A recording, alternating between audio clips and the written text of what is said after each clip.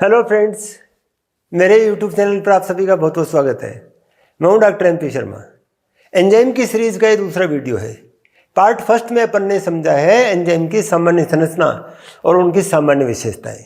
Part second में समझेंगे अपन iso enzymes. और आइसो एंजाइम उन एंजाइम्स को कहते हैं जिनका काम समान है लेकिन उनकी संरचना डिफरेंट है, यानी उनकी एक्टिव साइट तो समान है और एक्टिव साइट समान होने से सबस्ट्रेट समान है, सबस्ट्रेट समान होने से काम भी वो समान तरह का करते हैं, लेकिन उनका बाकी का स्ट्रक्चर डिफरेंट है। यानी उनकी जो प्रोटीन चेन है उसके अंदर अमीनो अम्लों की संख्या और उनका क्रम वो डिफरेंट है। इनका आइसो इलेक्ट्रिक pH डिफरेंट हो सकता है, इनका मोलिकुलर वेट डिफरेंट हो सकता है और इन गुणों के आधार पर हम इनको अलग अलग कर सकते हैं। ये 5 प्रकार के हैं। आइसो एंजाइम्स 5 प्रकार के हैं। उनमें पहला प्रकार है इस प्रकार के आइसो एंजाइम जो अलग अलग जीवों के समूह में पाए जाते हैं जिनका इवोल्यूशन में बहुत दूर दूर तक कोई रिश्ता नहीं है। जैसे यीस्ट में पाए जाने वाला एल्कोहल डिहाइड्रोजनेज, खमीर में पाए जाने वाला एल्कोहल डिहाइड्रोजनेज जो एल्कोहल से 2H निकालता है इसलिए डिहाइड्रोजनेज है, एल्कोहल का ऑक्सीकरण करता है। और इसी प्रकार का एक एंजाइम हमारे यकृत में होता है, वो भी यही काम करता है, वो भी अल्कोहल से 2H निकालता है। तो काम तो समान हो गया, लेकिन जो यीस्ट में है वो तो जीन अलग है, उसमें जो प्रोटीन स्ट्रक्चर है वो अलग है, हमारे वाले का प्रोटीन स्ट्रक्चर और जीन अलग है। इवोल्यूशन की कहीं कोई समानता नहीं है। हमारा जो जीन है उस जीन से बना हुआ नहीं है, वो अलग इवोल्व हुआ है, ये अलग इवोल्व हुआ है। तो इस प्रकार दो अलग अलग ग्रुप्स में बने हुए जो जीन्स हैं या जो गुण हैं या जो प्रोटीन है वो पैरेलल इवोल्यूशन का एग्जाम्पल है, वो एनालॉजी का एग्जाम्पल है।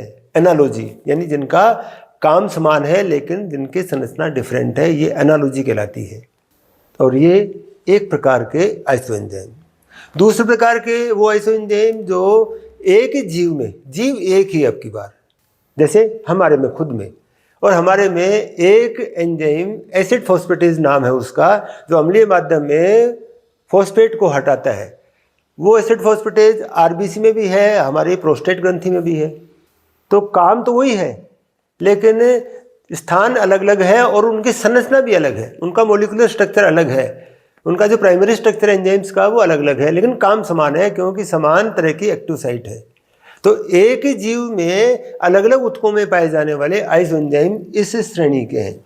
तीसरा है कि ऊतक भी एक ही अब की बार, और एक ही ऊतक में एक से अधिक प्रकार के समान काम करने वाले एंजाइम पाए जाएं जिनकी प्राथमिक संरचना अलग हो। जैसे लैक्टेट डिहाइड्रोजनेज, ये एंजाइम हमारे लीवर में मिलता है, 5 रूपों में मिलता है, ये 5 रूप हैं इसके। तो ये जो एग्जाम्पल्स हैं ये होमोलॉजी के एग्जाम्पल हैं। जीन में म्यूटेशन से, एक ही जीन में म्यूटेशन से जो बनते हैं वो 2, 3, 4 इस कैटेगरी में आते हैं। वो किसके हैं? ये होमोलॉजी के एग्जाम्पल है कि जीन में म्यूटेशन से बने हुए हैं, इनकी आंतरिक संरचना बहुत समान है। फिर एक लास्ट है कि सेल भी एक ही, अब की बार ऑर्गन की बात नहीं कर रहे, लीवर की बात नहीं कर रहे, अब किसी खास सेल की बात कर रहे हैं, और उस खास सेल में अलग अलग कोशिकांग हैं, और उस कोशिकांग में समान काम करने वाले एंजाइम हैं जिनकी प्राथमिक संरचना डिफरेंट है। जैसे वही एंजाइम माइटोकॉन्ड्रिया में भी है, वही एंजाइम साइटोसोल में भी है, और वही एंजाइम माइक्रोसोम्स जो इकाई क्लास से घिरे हुए और छोटे कोशिकांग हैं उनमें पाया जाता है, लेकिन काम समान है, उनकी प्राथमिक संरचना में थोड़ा सा डिफरेंस है। जीन में परिवर्तन हो गया, DNA में परिवर्तन हो गया, इसलिए प्राइमरी स्ट्रक्चर बदल गया, लेकिन उद्देश्य नहीं बदला, काम वही रहा। तो ये एग्जाम्पल है दूसरा तीसरा, एक बार फिर दोहरा दूं, ये एग्जाम्पल है दूसरा तीसरा चौथा, ये होमोलॉजी के एग्जाम्पल हैं, और पहले नंबर पर आता है ये एनालॉजी का एग्जाम्पल है। आइसो एंजाइम को समझने के लिए लैक्टेट डिहाइड्रोजनेज सबसे बढ़िया उदाहरण है। लैक्टिक एसिड और पायरुविक एसिड, इनके आयन को लैक्टेट और पायरुवेट कहते हैं, और ये रिवर्सिबल रिएक्शन है।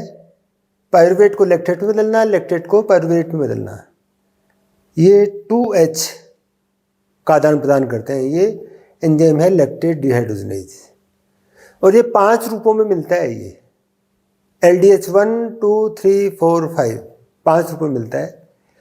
और इस लैक्टेट डिहाइड्रोजनेज का जो सक्रिय रूप है वो 4 इकाइयों से मिलकर बनता है।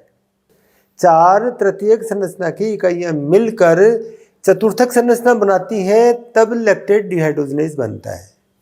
जिस तरह से अपन जानते हैं 2 अल्फा ग्लोबिन और 2 बीटा ग्लोबिन मिलकर हीमोग्लोबिन बनाती हैं, उसी तरह से 4 इकाइयाँ मिलकर लैक्टेट डिहाइड्रोजनेज बनाती हैं। और इकाइयाँ यहाँ पर अल्फा और बीटा नहीं है, यहाँ पर H और M इकाइयाँ हैं। ये H और M इकाइयाँ, ये 2 प्रकार की इकाई है। अब एक प्रकार का लैक्टेट डिहाइड्रोजनेज पहले प्रकार का बनता है जिसमें चारों H हैं, तो 4H लिख देंगे इसको अपन। और क्योंकि सारी समान तरह की हैं इसलिए इसको अपन होमोजिन कहते हैं। जब तृतीयक संरचना की जुड़ने वाली इकाइयाँ समान तरह की हैं उनको अपन होमोजिन कहते हैं। जैसे हीमोग्लोबिन में 2 अल्फा 2 बीटा है, अलग अलग हैं, तो वो हिट्रोजन का एग्जाम्पल है। ये LDH1 होमोजिन है ये। और इस H पर थोड़ा सा ऋणावेश ज़्यादा है, और ऋणावेश ज़्यादा होने के कारण चारों मिलकर जो मॉलिक्यूल बनाएंगी उस पर सबसे ज़्यादा ऋणावेश होगा और इसकी सबसे तीव्र गति है, सबसे तीव्र गति है। इसकी तुलना करें अपन LDH2 से, इसमें एक जगह पर M आ गया, 3 जगह पर H है, एक जगह पर M है, तो शॉर्ट में लिख देंगे अपन H3 और M। और क्योंकि यहाँ पर 2 तरह की है इसलिए इनको अपन हेटेरोजिन कहेंगे। और क्योंकि यहाँ एक M आ गया तो इसकी तुलना में यहाँ आवेश कम होगा, ऋणावेश कम होगा और गति भी कम हो जाएगी, स्पीड इनकी कम हो जाएगी। फिर LDH3, 2 तो H और 2 M, तो H2M2, और इसमें एक M और बढ़ गई तो ऋणावेश और कम हो जाएगा और इसकी गति भी और कम हो जाएगी, तो ये मध्यम स्तर का है। 2 इधर है 2 इधर है, इनके बीच का है ये। फिर LDH4, इसमें एक ही H रह गई, 3 M है, तो एक H और M3, ये भी हेटेरोजन का एग्जाम्पल है। और इसकी तुलना में LDH3 की तुलना में इसमें आवेश भी कम है और इसकी गति भी कम है। यानी ऊपर से नीचे बढ़े तो लगातार आवेश और गति कम होता चला जा रहा है। चौथे में सबसे कम है, यहाँ पर चारों M है, तो 4M हो गए। इसमें आवेश सबसे कम है और सबसे कम गति है। तो इनको अपन, क्योंकि इन पर चार्ज डिफरेंट है, हम इलेक्ट्रोफोरेसिस से इनको सेपरेट कर सकते हैं, हम करते हैं इनको सेपरेट। एक और ख़ास बात है, ये H और M की संरचना इस तरह की है कि अधिक ताप पर ये दोनों इकाइयाँ LDH1 और 2 ये ज़्यादा प्रभावित नहीं होती, या ये कहें कि इन पर कोई ख़ास प्रभाव नहीं पड़ता। इस पर मध्यम स्तर का प्रभाव है, LDH3 पर मध्यम स्तर का प्रभाव है, और LDH4 और 5 पर ये अधिक ताप पर नष्ट हो जाती हैं। अधिक ताप पर ये इकाइयाँ नष्ट हो जाती हैं, काम नहीं करती हैं।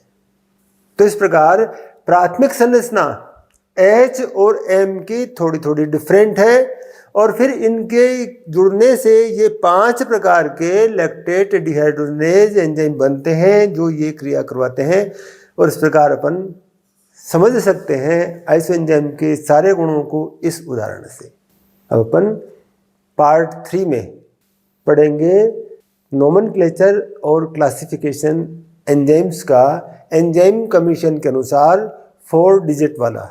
तो अब चलते चलते एक बात फिर से याद दिला दूं, यदि ये वीडियो आपको पसंद आया हो तो इसको लाइक करें, शेयर करें और चैनल को सब्सक्राइब करें, जिससे दूसरे वीडियो आपको जल्दी जल्दी मिल सके।